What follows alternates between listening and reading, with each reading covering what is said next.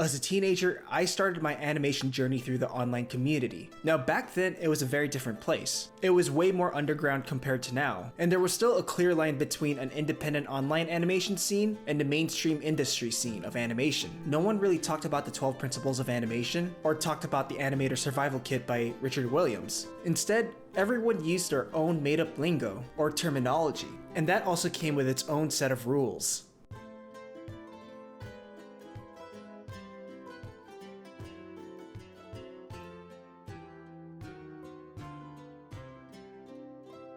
There's something very endearing about the online animation space and community. I need to take you guys back to the mid-2000s. Animation was kind of a Wild West. It was kind of a very underground scene compared to today. This was before YouTube was actually a thing, and a lot of websites were still powered by Flash Player if you wanted to watch movies, play games, or even interactive multimedia on your web browser. As an alumni of the Newgrounds community circa 2005 to 2009, basically my middle to high school years, it was a very special time for many of us interested in the world of animation. Nowadays, information and education is so accessible and they're all out there already. Want to learn more about the anime pipeline, the terminology? You can find Discords, websites, and YouTube videos for that. The Animator Survival Kit wasn't really a thing everyone recommended. Not many people knew what the 12 principles were. Most online animators were self-taught on many of these Flash animation portal websites, and what happened was that they basically rediscovered and reinvented the wheels of animation and came up with their own terminology that became widely used in a lot of these online communities.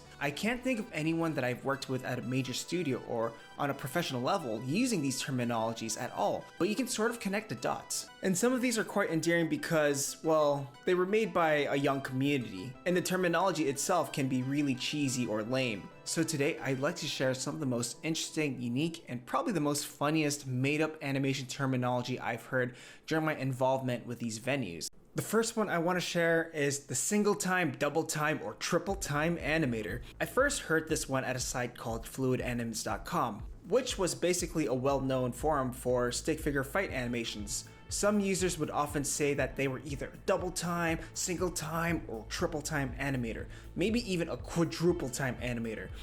What the hell does this mean? Basically, it just means you're animating in 1s, 2s, 3s, and 4s, and what that means is how many frames a drawing holds for. The longer the hold, the less drawings there are. And in many of these places, there were animators who proudly said what type they were and what kind they loved to utilize. I remember seeing some animators asking animators if they prefer being a single time or triple time animator and what was considered good at the time. To me, it didn't really matter unless it worked for the style of the project. If a project calls for an animation to be mostly on 3s, or let's say for you to become mostly a triple time animator, you would hold your drawings for 3 frames. Now, you can be someone that prefers animating on 2s or 3s, or being a double time or triple time animator. But I personally think it's kind of dumb to declare yourself as one, and you should have enough skill to be able to jump between.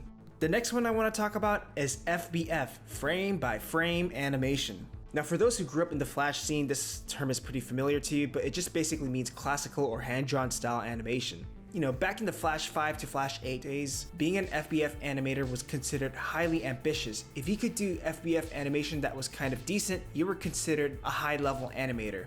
If your animated project in Flash had FBF style animation, it would most likely be featured on the front page of a place like Newgrounds. You have to understand, for Flash, it was more common to see motion tweening as the popular style for Flash animation back in the day. The technique itself is relatively simple. You make a drawing, and then you drag it across the screen for how many frames you want, how long, how many seconds, and then just play it. And that drawing will just shift from one place to the other. So you didn't have to keep redrawing new frames like traditional animation.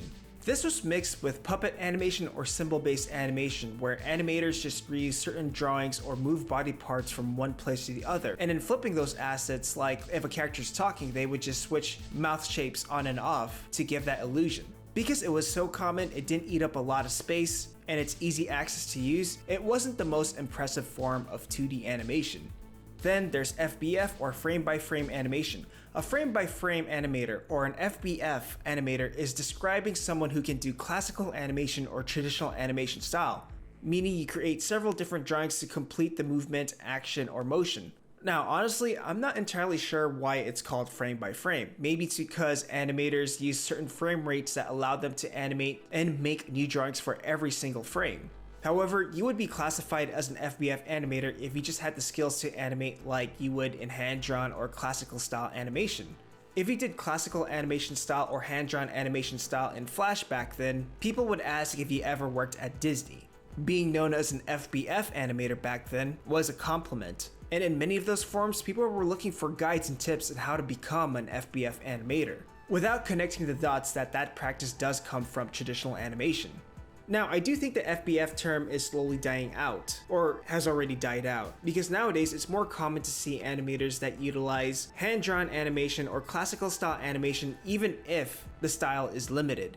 Also, from my experience of working as a 2D animator in some projects for some studios, I've never heard someone use the term FBF animation. I only heard it through Flash animation communities.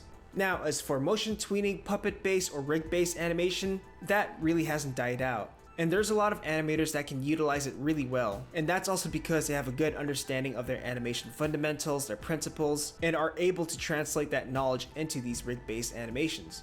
The next one is being a full body animator. Alright, now I can't really talk about full body animation without talking about stick figure animation. And back then, there was a lot of stick figure animation that had amazing choreography, great animation, great effects, etc. Now imagine you had an animator that can do all of that, but instead of stick figures, it's actually full figures. Okay, so remember how I said that being seen as an FBF or frame by frame animator was given to skilled artists and animators back then?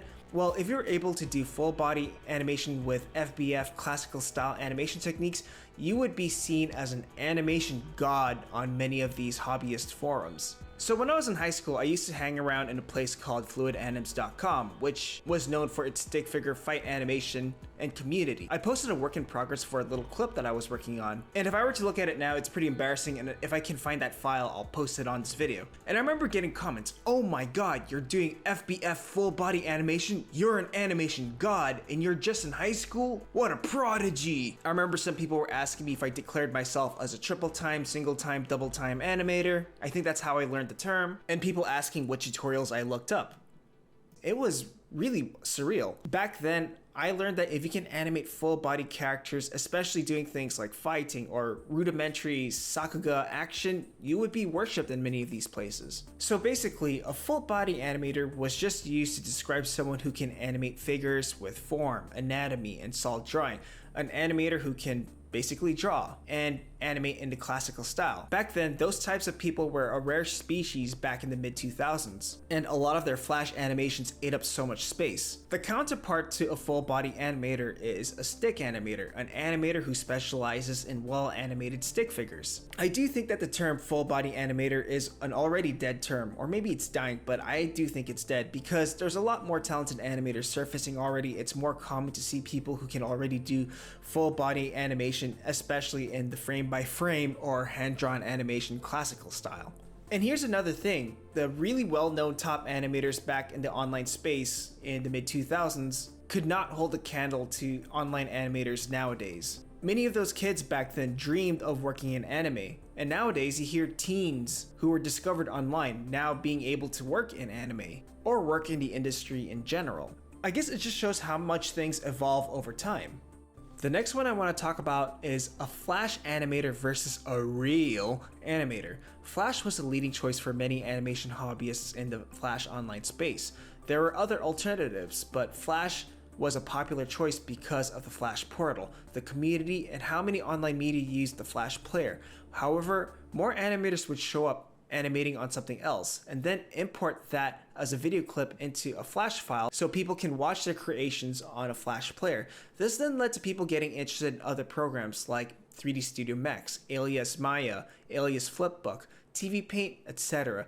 If you used other media like another program, you did 3D or animated on paper, you would be considered a real animator. Strangely enough, they weren't as popular or shared the same limelight compared to Flash animators. They weren't even considered in the same breed of animators. I think there was still a bias or popularity about Flash. If it was made in Flash, it gives a lot of people hope that they can do something amazing in a commonly used program. If it was done on another program, it was more common that people dismiss skill and give credit to the software over the artist's talents. And it led people to believe that maybe it was time to ditch Flash so they could try another program program that could make them better artists and animators. Or in other words, a real animator. Nowadays, I think people are starting to understand that it's not the software that produces good stuff. While it can help, it's usually the artist's skill, but back then, everyone just gave credit to the program.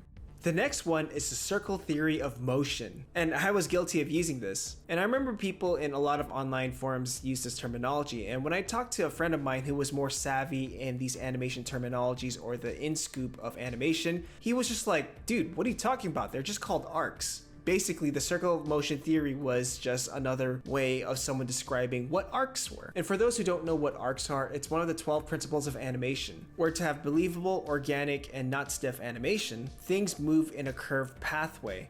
So for example, if you were to throw a ball, it would bounce up and down as it moves forward. Now, if you just follow the path that ball is making, you would notice that it would form little arcs. Here's another one. Take something like a clock and just focus on the pointy end of that finger. If you were to just spin it, it would just form a circle. These are just endless arcs that just form a circle, and maybe that's how the circle theory of motion was formed. But I remember when I discovered what arcs were, or what I knew was the circle theory of motion, it was like the biggest epiphany I had. My animation never had to look as stiff or robotic anymore. With the power of the circle, things would finally look organic.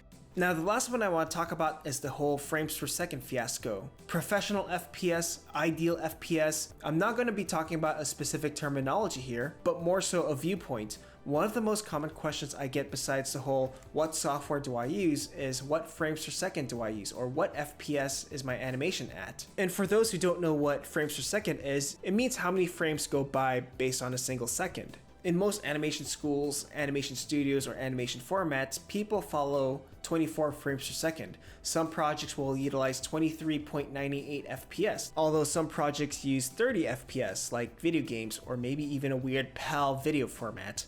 But in a lot of online media like Flash, you get random ones like 10 FPS, 15 FPS, 20 FPS, things outside of the norm. Many amateur animators are usually trying to find the best FPS to work with. I stick to 24 frames per second because it's the most widely accepted and used frames per second in animation. 24 frames per second being the ideal FPS is debatable to many, but it is the frames per second that most animators have an understanding and a basic grasp of timing-wise. When it comes to studio work, 24 frames per second is the most common, but in the online space, there's a lot more autonomy in that, so a lot of animators experiment with really weird ones. So these are some of the most unique animation terminology I remember hearing when I started in the online community of animation during my high school days.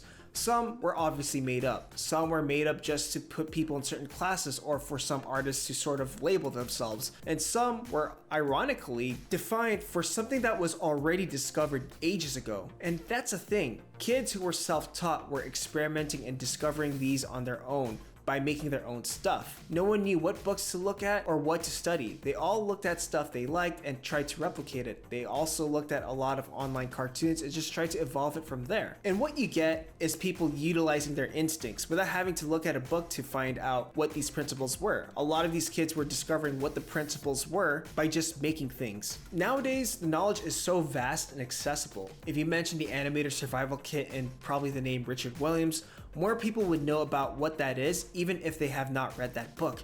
If you wanted to learn more about the anime pipeline, there's actual Discord servers for it. You would get people recommending someone like Yutaka Nakamura to study. With the power of social media, it's easy to find your favorite creators, interact with them, and see them talk, or maybe share their process. If you guys heard of funny made-up terms that you'd love to share, that's just maybe another variation of something, or maybe that's just stupid and fun, feel free to comment down below. Anyways, that's all, bye. Hey guys, so for this weekend, including Cyber Monday, I'm selling my video course and other Gumroad products for 50% off. This includes the Intro to 2D Animation video course, some other video tutorials, and some Photoshop actions that I made for work. Also, I've added a bunch of stuff for the 2D animation video course, including Brazilian Portuguese subtitles, and some offline versions of YouTube videos that I made. Now what's great is that every time there's an update, new videos, subtitles, fixes, even after you purchase it, you all get those updates and fixes for free. So head on to the store on the link below, and be sure to put the code BFCMWeekend2021.